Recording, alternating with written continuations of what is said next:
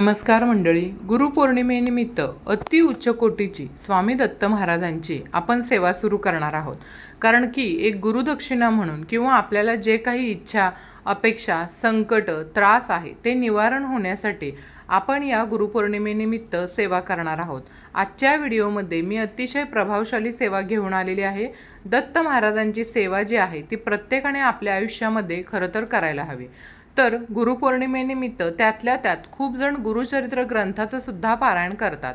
अतिशय पवित्र ग्रंथ आहे. लवकर अनुभूती देणारा असा हा गुरुचरित्र ग्रंथ आहे.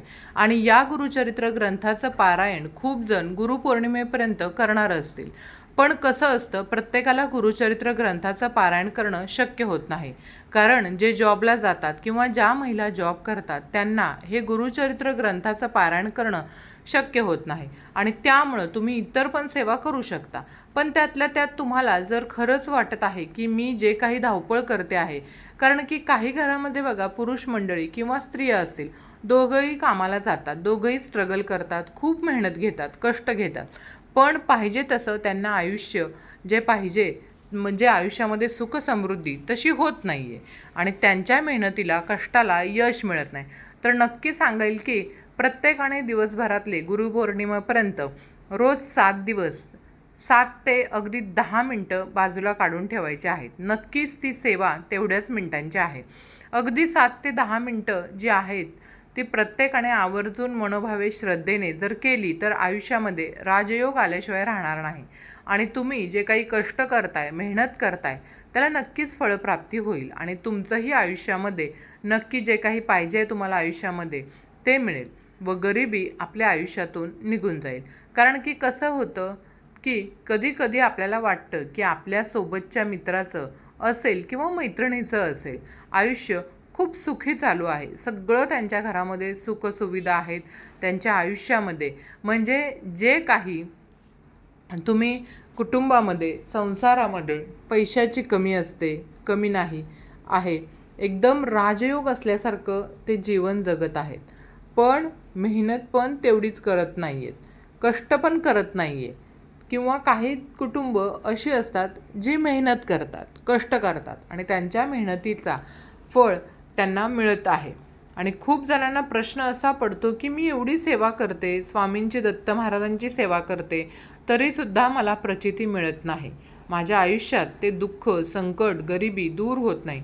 त्यासाठी की काय करावं आपण आजच्या व्हिडिओमध्ये तेच पाहणार आहोत की गुरुचरित्र ग्रंथातील ज्यांना कोणाला या गुरुपौर्णिमेपर्यंत गुरुचरित्र ग्रंथाचं पारायण करणं शक्य नाही त्यांनी आवर्जून गुरुचरित्र ग्रंथातील 9वा अध्याय बघा. मी परत सांगते, गुरुचरित्र ग्रंथातील 9व्या अध्यायाचं पठण तुम्हाला करायचं आहे.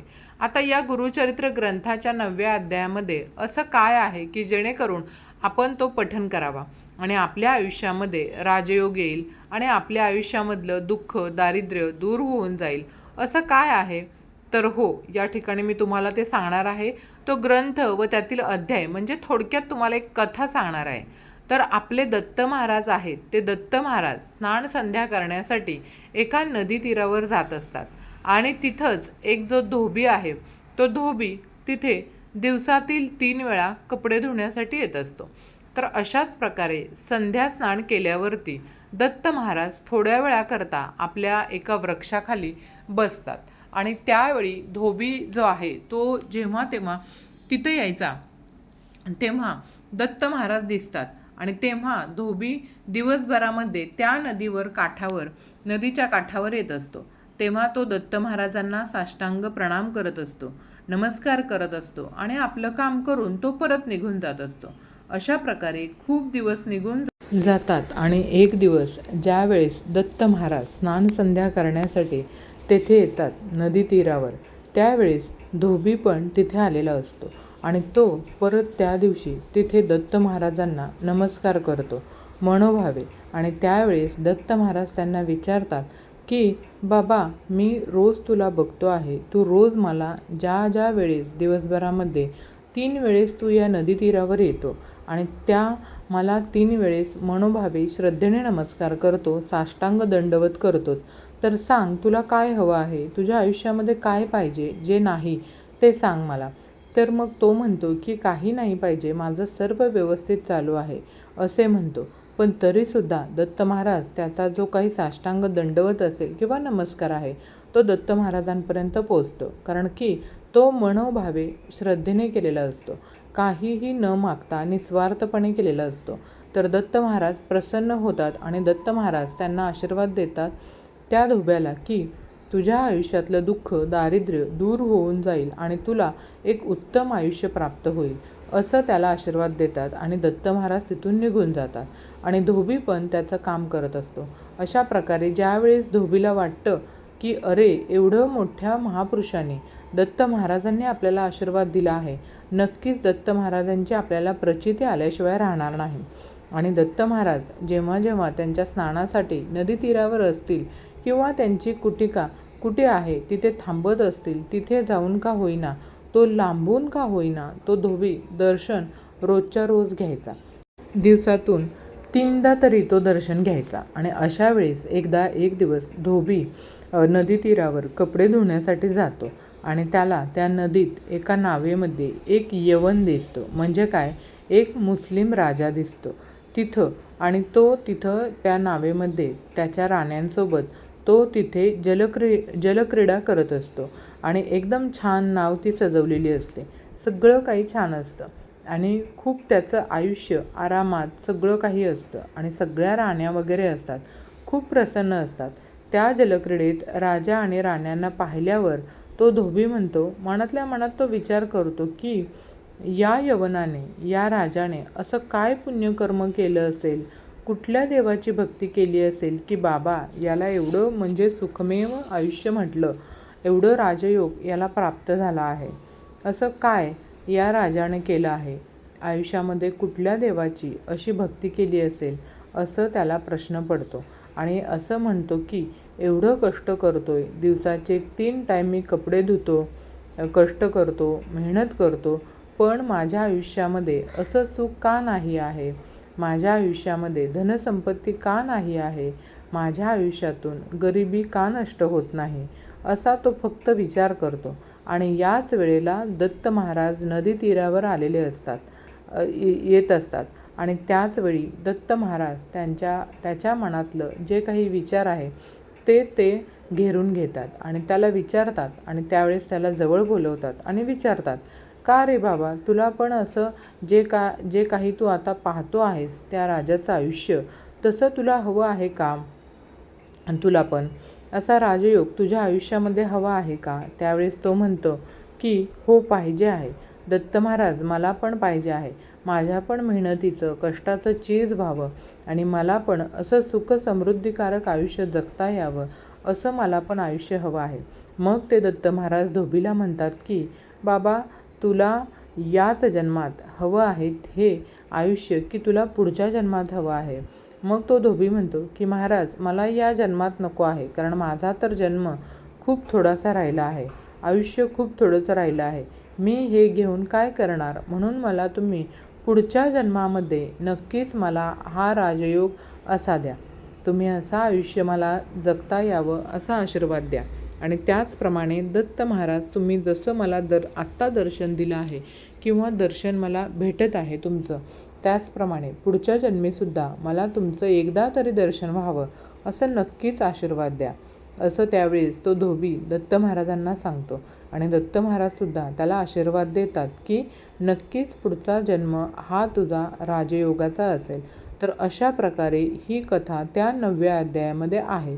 आणि जो कोणी हा अध्याय मनोभावाने श्रद्धा करत रोज पठण करेल, खरं सांगते, तुमच्या आयुष्यात कितीही मोठं संकट असू दे, तुम्ही कितीही स्ट्रगल करत असाल, कितीही मेहनत कष्ट घेत असाल, धावपळ करत असाल पैसा कमवण्यासाठी, तर राजयोग आपल्या आयुष्यामध्ये येण्यासाठी तर नक्कीच हा अध्याय तुम्ही वाचा आणि अनुभव आल्याशिवाय तुम्हाला राहणार नाही.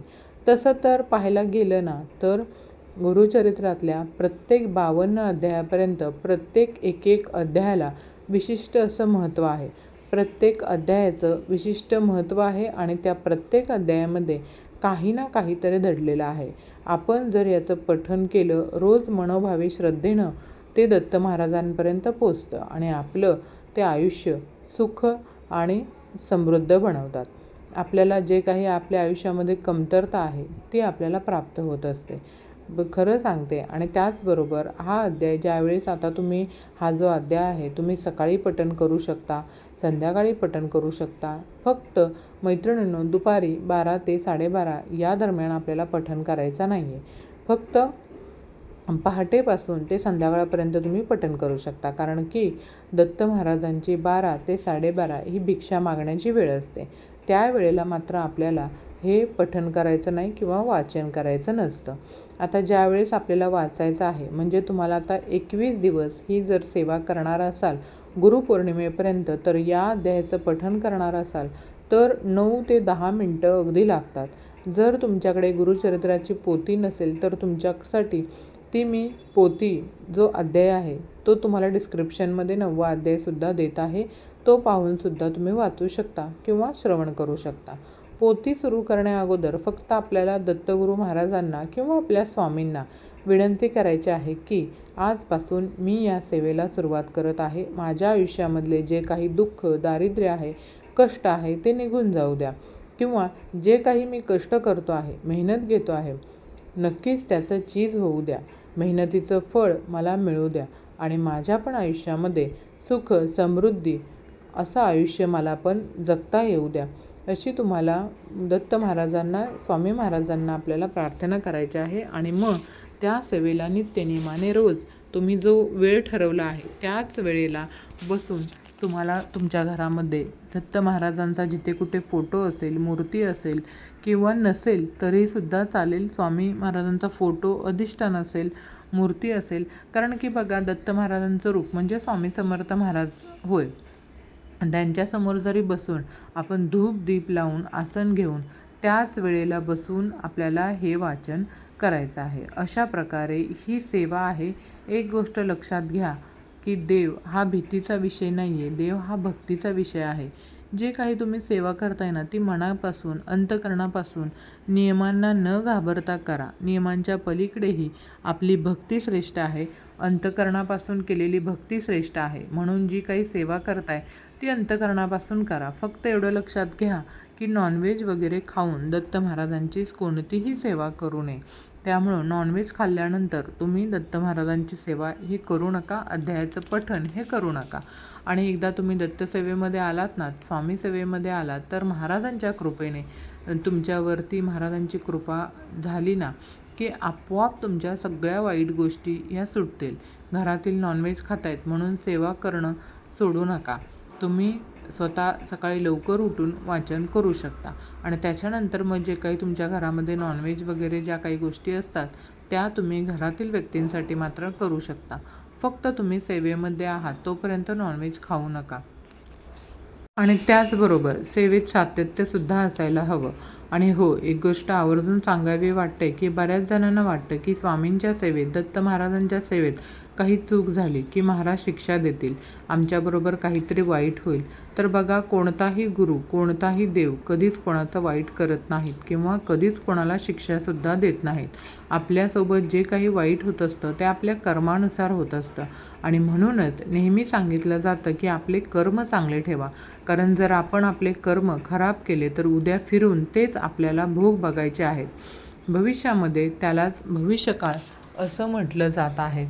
आपले कर्म फिरून आपल्या समोर येतात आणि मग आपण त्याला काय नाव देतो, तर काय म्हणतो की हा देवाचा कोप झाला आहे, देवानं आपल्याला शिक्षा दिली आहे. तर असं काही नाही आहे.